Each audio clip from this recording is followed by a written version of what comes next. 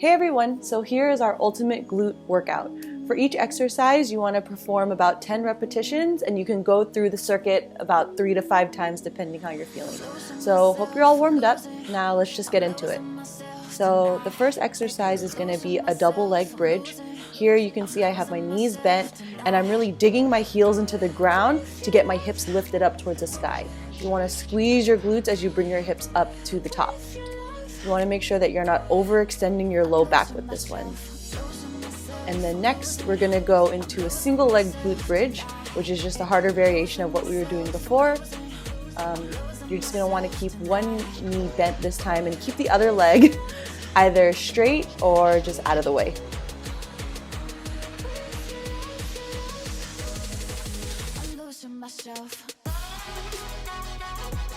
Well, again, this is going to take a lot of control to just use one leg to keep your hips level.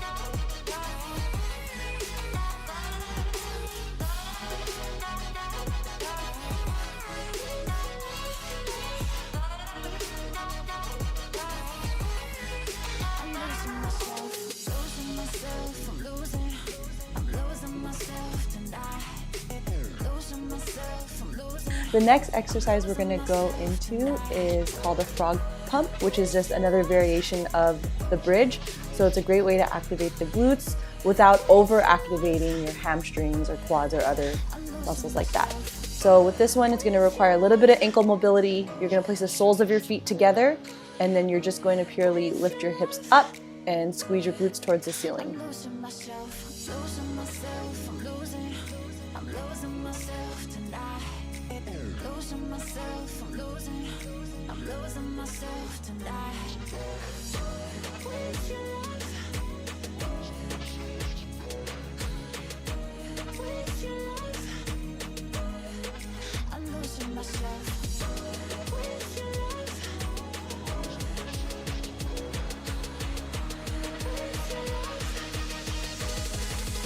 Okay, and then for the next exercise, you're going to switch into a tabletop position or quadruped, where your wrists or your shoulders are going to be stacked over your wrists and your hips are going to be stacked right over your knees.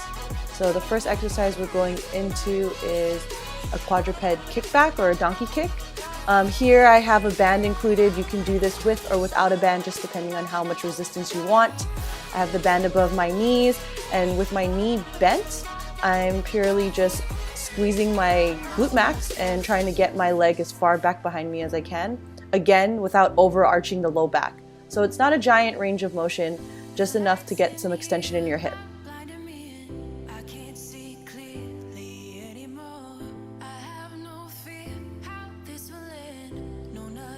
And by choosing to keep our knee bent, we're really trying to slack that hamstring so we could focus purely on the glutes for this exercise. Now that we've got adequate glute activation, we're going to go into our next exercise, which is just maintaining that quadruped position, but now we're going into a glute circle. So now you can see I have the leg straight and I'm just swinging my leg in clockwise and counterclockwise motions. So I'll do about 5 to 10 in one direction and then switch legs and then go in the other direction. This is a good way to target the rotators of the hip as well as still getting that glute extension.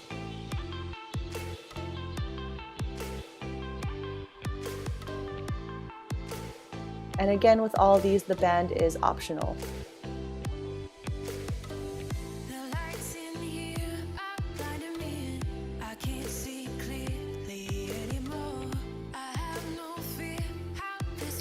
Next exercise we're going to go into is a sideline bridge to a clamshell.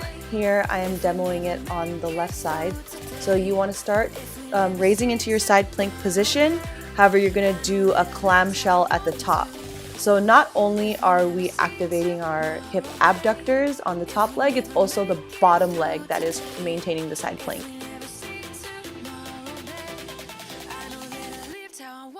So you'll definitely start to feel a burn on both sides of your hips after you do enough of these.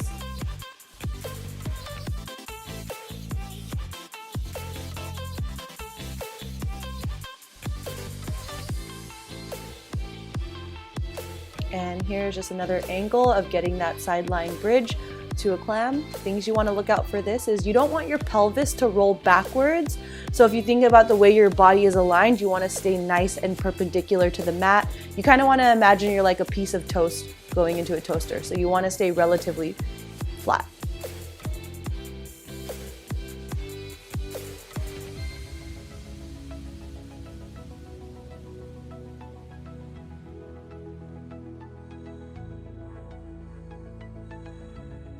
Okay, and now we're going to get up, and you can go ahead and throw on the band again for this one. If not, if you don't have one, that's fine.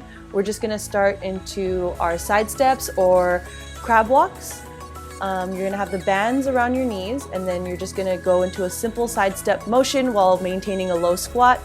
You wanna make sure to not bring your feet too close together because you wanna maintain good tension in the band. Also, you wanna make sure that you're leading with your heel.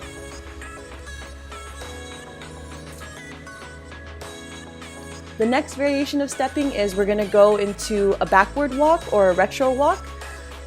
So again, just trying to work those glute extensors here.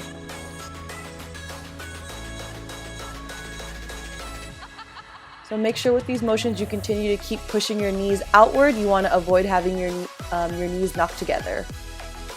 And then similar to the dynamic warm-up, we're going to go into a squat with rotation. So here I'm just repeatedly going back and forth into a pretty low squat, making sure to maintain tension around my knees with the band, and I'm just alternating directions.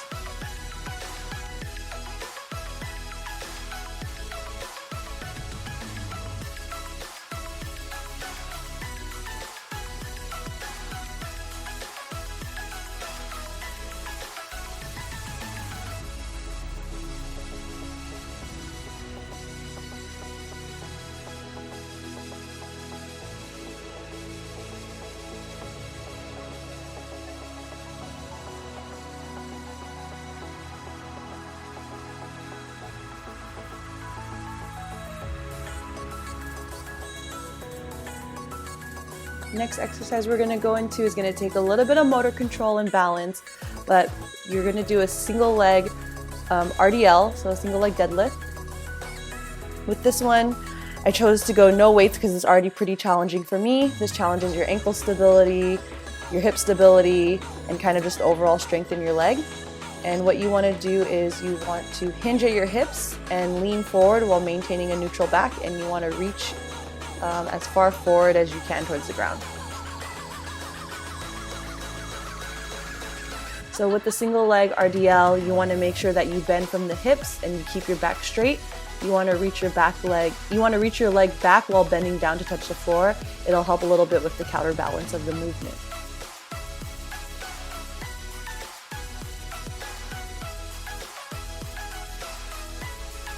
And here we're just demoing it on the other leg. Again, making sure that you're hinging from your hips.